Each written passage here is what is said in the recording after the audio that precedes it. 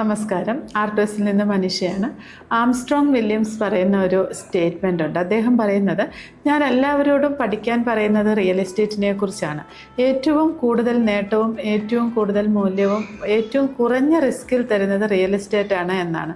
എല്ലാവരും പറയുന്ന ഒരു വാക്കുണ്ട്, എൻ്റെ ജീവിതത്തിൽ ഏറ്റവും കൂടുതൽ റിസ്ക് എടുത്തത് റിയൽ എസ്റ്റേറ്റിൽ നിക്ഷേപിക്കാത്തതാണ് എന്നാണ്.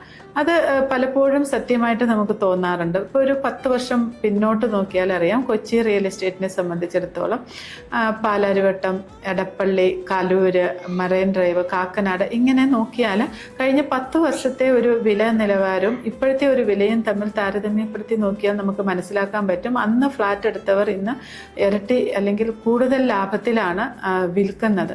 അപ്പോൾ അന്ന് ഈ വില കേട്ടപ്പോൾ പലരും പറയും കുറച്ചുകൂടി കുറയട്ടെ എന്ന് പറഞ്ഞ് കാത്തിരുന്നവരുണ്ട്. അങ്ങനെ കാത്തിരുന്നവർ ഇന്ന് ഒത്തിരി ദുഃഖിക്കുന്നു. കാരണം വില ഓരോ ദിവസവും കൂടിക്കൊണ്ടിരിക്കുകയാണ്. റിയൽ എസ്റ്റേറ്റിലെ അവസരങ്ങൾ കാത്തിരിക്കത്തില്ല.